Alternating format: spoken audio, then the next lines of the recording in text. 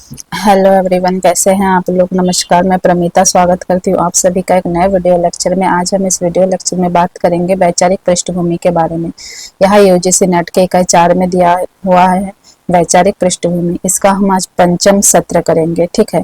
इसके पहले हमने 4 सेशन ले लिया है इसका, आज 5th सेशन है। तो आपने उन वीडियो को अगर नहीं देखा है तो प्लेलिस्ट से जाकर जरूर देखें, उसके बाद इस वीडियो को देखें तो ही आपको अच्छे से समझ में आएगा, अन्यथा बीच से देखने से आपको अच्छे से समझ में नहीं आएगा। अगर आपने चैनल को सब्सक्राइब नहीं किया है तो चैनल को सब्सक्राइब जरूर से कर ले। वीडियो पसंद है तो लाइक शेयर कमेंट जरूर करें।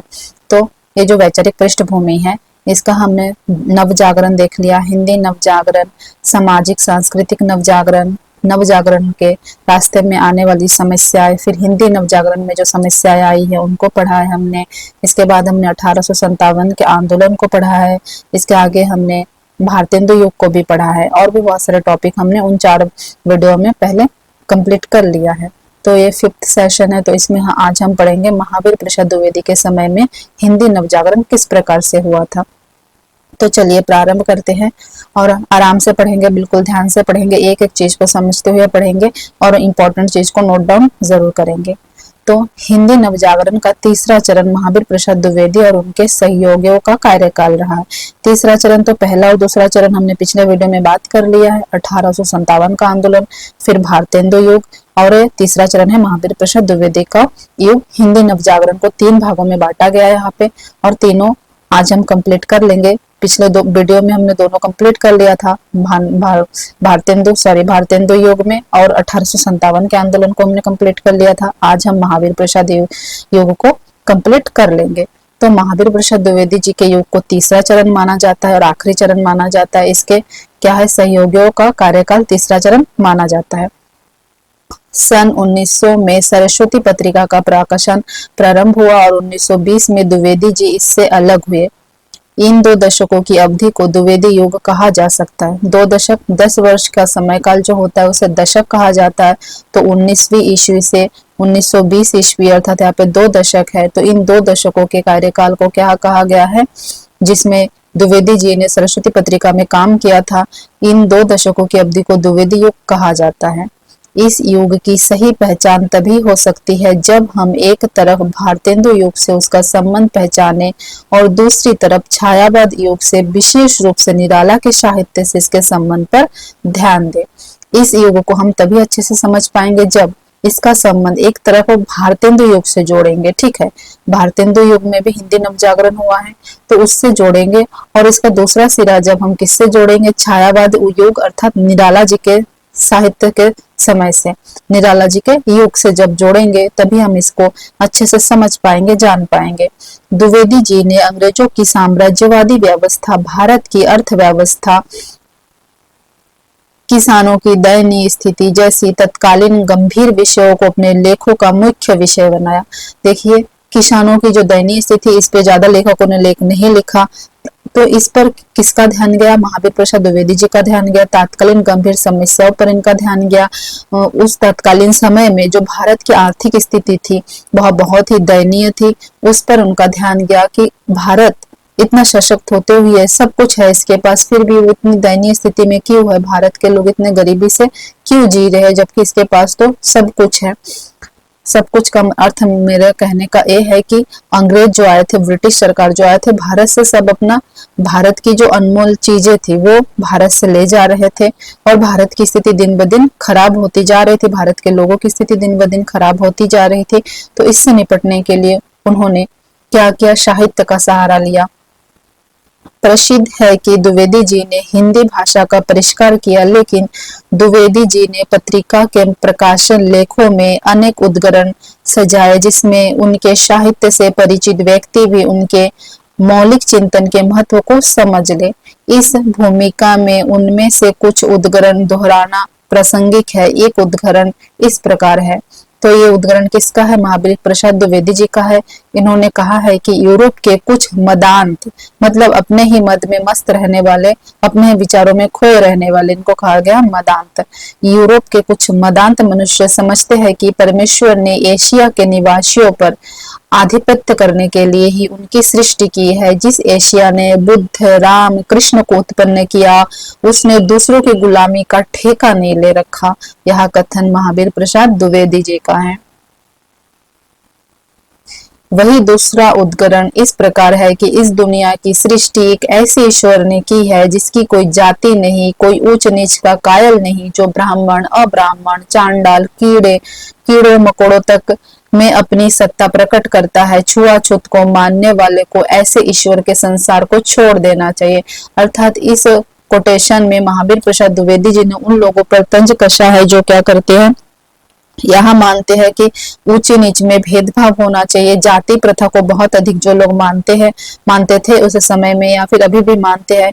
ब्राह्मण और जो ब्राह्मण नहीं है उसमें भेदभाव, जो ब्राह्मण है वही मंदिर में प्रवेश कर सकते हैं, जो नीची जाति के लोग हैं वो मंदिर में प्रवेश नहीं कर सकते हैं। चांडाल, कीड़े मकोड़े, मतलब विभिन्न प्रकार की उस समय में समाज परिस्थितियों से बटी हुई थी। एक तो आर्थिक स्थिति से गुजर रही थी, दूसरा जातिगत परंपरागत स्थिति से गुजर रही थी। तो इस पर तंज कसते हुए उन्होंने कहा कि जब ईश्वर ने सृष्टि को बनाया तो उन्होंने किसी प्रकार का जाति धर्म नहीं बनाया था, मनुष्य ने ही इसका सृजन किया है। तो जो लोग इस प्रकार की जाति प्रथा को मानते हैं उन्हें ईश्वर की बनाई हुई इस संसार को छोड़ देना चाहिए, अर्थात उन्हें यहाँ नहीं रहना चाहिए। यहाँ सदियों से चले आ रहे सामाजिक रूढ़िवाद को नया युग ही चुनौती दे रहा है। ठीक है, जो सदियों से चला आ रहा था रूढ़िवादिता, ठीक है, रूढ़िवादी परंपरा जो सदियों से चली आ रही थी उनको चुनौती दे रहा था। भारतेंदु युग से शुरू हुई यहाँ मांग द्विवेदी युग में अधिक व्यापक हो गई। भारतेंदु युग से यहाँ मांग होना शुरू हो गया था कि इस प्रकार की रूढ़िवादिता नहीं रखनी है समाज में, इस प्रकार की पार्शियलिटी नहीं रखना है। यह मांग द्विवेदी युग, महावीर प्रसाद द्विवेदी जी के युग में और अधिक व्यापक हो गई। द्विवेदी जी ने अपने साहित्यिक जीवन के आरंभ में पहला काम यहाँ किया कि उन्होंने अर्थशास्त्र का अध्ययन किया। उन्होंने जो पुस्तक बड़ी मेहनत से लिखी उसका क्या नाम है, संपत्ति शास्त्र। तो इसको याद रखना है कि इसके लेखक कौन है, महावीर प्रसाद द्विवेदी जी है। और उन्होंने अर्थशास्त्र का अध्ययन किया, उसके बाद ही उन्होंने यहाँ पुस्तक लिखा संपत्ति शास्त्र।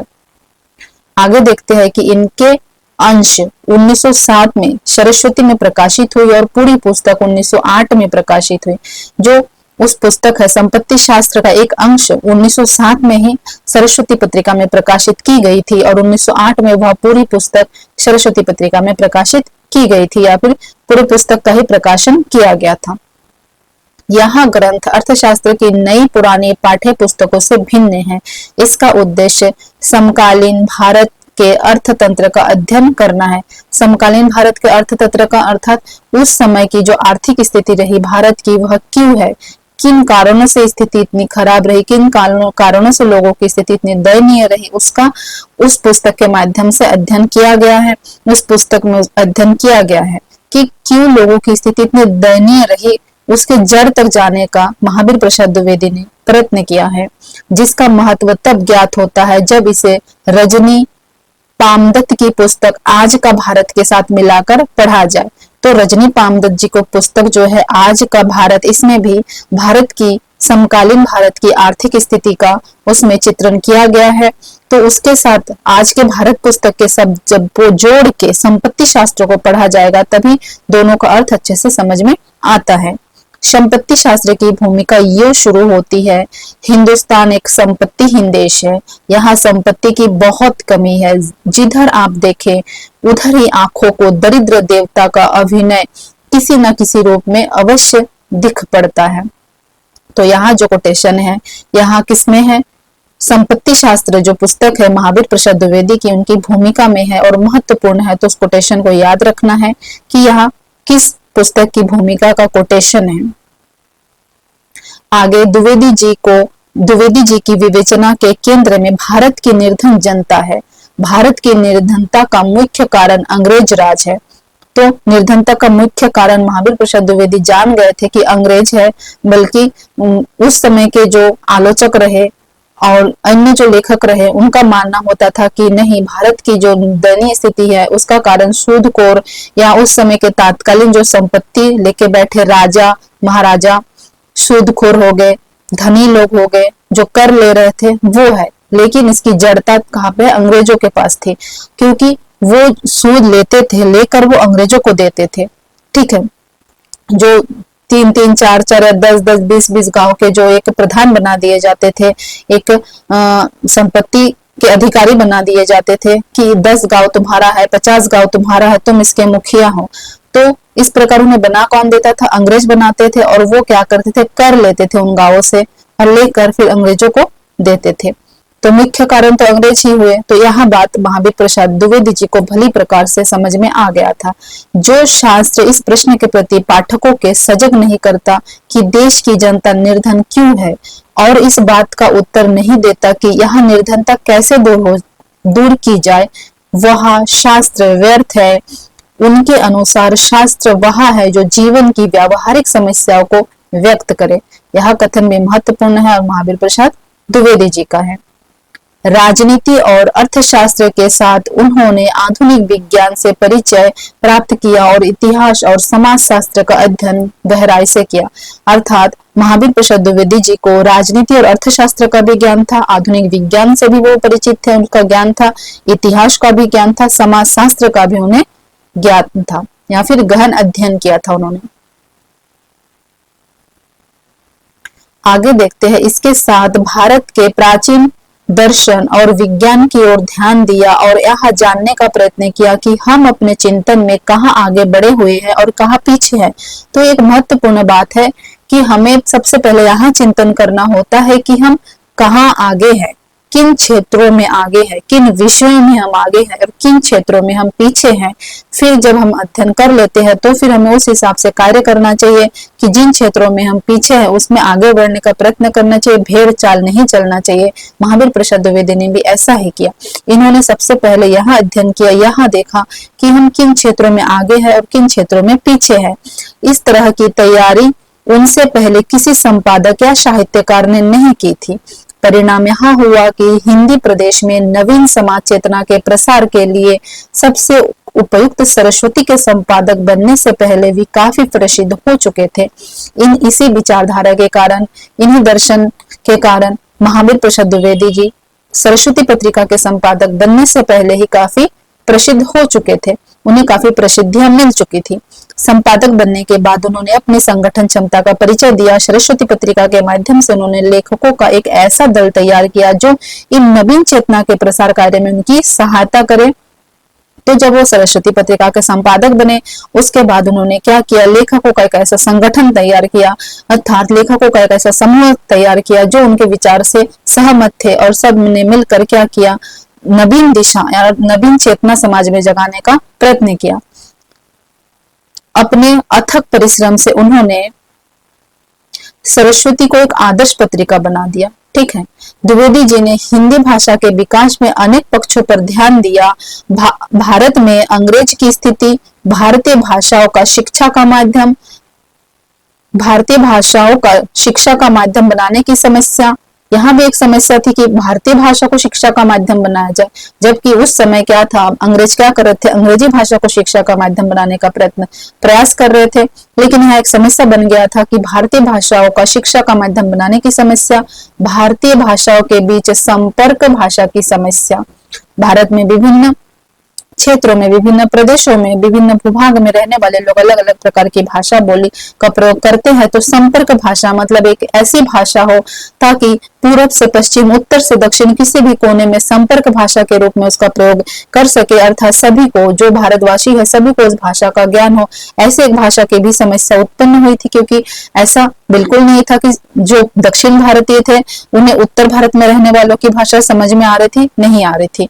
जो पूर्वी थे वो पश्चिमी भाषा को नहीं समझ पा रहे थे सही से। तो एक ऐसा भाषा नहीं मिल पा रहा था कि जो सभी को समझ में आए, सभी उस भाषा का प्रयोग कर सके संपर्क भाषा के रूप में। तो यह एक समस्या बन गई थी। हिंदी उर्दू की समानता और आपसी भेद, हिंदी और जनपद भाषाओं के संबंध आदि पर उन्होंने बहुत गहराई से विचार किया। द्विवेदी जी अंग्रेजी को शिक्षा का माध्यम बनाने के प्रबल विरोधी थे। तो देखिए, ब्रिटिश राज में क्या था, अंग्रेजी को शिक्षा का माध्यम बनाने का प्रयत्न किया जा रहा था, लेकिन यहाँ पर महावीर प्रसाद द्विवेदी जी इसके प्रबल विरोधी थे। वो चाहते थे कि भारतीय भाषा को ही शिक्षा का माध्यम बनाया जाए। वह बुद्धिमान वैज्ञानिक विचार पद्धति के समर्थक और रहस्यवाद के विरोधी थे। रहस्यवाद के विरोधी थे महावीर प्रसाद द्विवेदी, यह बात याद रखना है। वह भारत के उद्योगीकरण के पक्षपाती थे। वह क्या थे, भारत के उद्योगीकरण के पक्षपाती थे, पक्षधर थे। आगे देखते हैं, हिंदी भाषा के व्याकरण को स्थिर रूप देकर द्विवेदी जी ने नवजागरण के भाषिक पक्ष को निखारा। सरस्वती पत्रिका में उन्होंने अपनी कविता हे कविते में खड़ी बोली का तत्सम शब्द रूप पाठकों के समक्ष रखा। तो क्या हुआ, हिंदी भाषा का जो व्याकरण था उसकी स्थिति सही नहीं थी। पहले उसमें कुछ अशुद्धियां थी, कुछ त्रुटियां थी, कुछ खामियां थी। उसको क्या किया इन्होंने, सुधारा। और फिर सरस्वती पत्रिका में इन्होंने एक कविता छापा जिसका क्या नाम था, हे कविते। इसमें उन्होंने बिल्कुल खड़ी बोली के तत्सम रूप का प्रयोग किया है, जिसकी 2 पंक्ति यहाँ पे है। सुरभ्य रूप रस राशि रंजिते विचित्र वर्ण भरे कहा गई, अलौकिकानंद विधायिनी महाकविंद्र कांते कविते अहो कहा। तो यहाँ जो पंक्ति है हे कविते से लिया गया है। आगे देखते हैं, शुक्ल जी ने क्या कहा है महावीर प्रसाद द्विवेदी के बारे में कि व्याकरण की शुद्धता और भाषा की सफाई के प्रवर्तक द्विवेदी जी ही थे। गद्य की भाषा पर द्विवेदी जी के इस शुभ प्रभाव का स्मरण जब तक भाषा के लिए शुद्धता आवश्यक समझी जाएगी तब तक बनी रहेगी। महत्वपूर्ण कोटेशन है, रामचंद्र शुक्ल जी ने कहा है महावीर प्रसाद द्विवेदी जी के लिए। जनसाधारण के दृष्टिकोण से रीतिवादी मानसिकता निकालने और आधुनिक दृष्टिकोण स्थापित करने के लिए उन्होंने लोकवादी रचनाओं जैसे भारतेंदु, तुलसी, विहारी व देव जैसे कलावादी कवियों को श्रेष्ठ माना। वे साहित्य को प्रगतिशील मार्ग पर ले गए। तो यहाँ पे उल्लेखनीय है कि द्विवेदी जी ने किनको श्रेष्ठ माना कि जो क्या हो, साहित्य को प्रगतिशील मार्ग पर ले गए। तो इसमें किसका नाम आया, भारतेंदु जी का नाम आया, तुलसी, विहारी और देव का नाम आया। 4 नाम आए हैं, याद रखना है कौन कौन, भारतेंदु, तुलसी, विहारी। उन्होंने स्त्री शिक्षा का समर्थन किया। वे स्त्री पराधीनता का विरोध करते थे। कवियों की उर्मिला विषयक उदासीनता नामक निबंध इसका प्रमाण है। तो तात्कालीन समय में, उस समय में क्या था, स्त्री की स्थिति दयनीय थी, बहुत ही दयनीय थी। अभी भी स्त्रियों की जो स्थिति है वह बहुत अच्छा नहीं है। कहीं कहीं दूर दराज ग्रामीण इलाकों में अभी भी स्त्री की स्थिति दयनीय है, लेकिन उस समय अधिक थी, बहुत अधिक थी, क्योंकि ब्रिटिश राज था, देश की स्थिति खराब थी। तो इस प्रकार से सबसे ज्यादा दलित, स्त्री, बच्चे परेशान थे, उनको प्रताड़ित किया जाता था। तो स्त्री की पराधीनता पर उन्होंने क्या किया, पराधीनता का विरोध किया और उसको उत्सर्जित करने के लिए, उसको बताने के लिए उन्होंने क्या किया, उर्मिला विषयक उदासीनता नामक निबंध लिखी। ठीक है, कौन सी निबंध लिखी, कवियों की उर्मिला विषयक उदासीन नामक निबंध उसका प्रमाण है। वे छुआछूत के विरोधी थे, हमने पहले भी पढ़ा है, वे छुआछूत के विरोधी थे। सन 1914 में उन्होंने निम्न जाति की व्यक्ति हीरा डोम की कविता अछूत की शिकायत सरस्वती पत्रिका में छापी। तो हीरा डोम की कविता अछूत की शिकायत को सरस्वती पत्रिका में कब छापा महावीर प्रसाद द्विवेदी जी ने, तो 1914 में छापा है। ये भी महत्वपूर्ण कोटेशन है, आप याद रख सकते हैं, आप ही नोट कर सकते हैं। द्विवेदी जी महत्व को रेखांकित करते हुए प्रेमचंद ने कहा, यहाँ पे किसने कहा, प्रेमचंद द्विवेदी जी के बारे में कह रहे हैं कि आज हम जो कुछ भी है उन्हीं के बनाए हुए हैं। यदि पंडित महावीर प्रसाद द्विवेदी न होते तो अभी बेचारी हिंदी कोसों पीछे होती। समुन्नति की इस सीमा तक उसे आने का अवसर ही नहीं मिलता। उन्होंने हमारे लिए पथ भी बनाया, पथ प्रदर्शक का भी काम किया। हमारे ऊपर उनकी भारी ऋण है। उनके चरणों पर झुककर ही हम उसे स्वीकार कर सकते हैं, किसी अन्य प्रकार से नहीं। तो यहाँ कथन है महावीर प्रसाद द्विवेदी जी के बारे में, प्रेमचंद जी का महत्वपूर्ण कथन है, आप नोट डाउन कर सकते हैं। तो इस प्रकार से हमने किस प्रकार योगदान रहा महावीर प्रसाद द्विवेदी जी का हिंदी नवजागरण के क्षेत्र में यहाँ जान लिए हैं। तो यहाँ पे खत्म हो रहा है, समाप्त हो रहा है। इसके बाद अगले वीडियो में हम कुछ महत्वपूर्ण नए तथ्य लेकर आएंगे। जो वैचारिक पृष्ठभूमि है यूनिट 4 है, उसको हम पूरा कंप्लीट करेंगे। तो आज हमारा 5वां सत्र था। 5वां सत्र महावीर प्रसाद द्विवेदी के साथ समाप्त कर रहे हैं हम। आगे हम कुछ नए लेकर आएंगे तथ्य नए वीडियो में। तब तक के लिए जय हिंद, नमस्कार।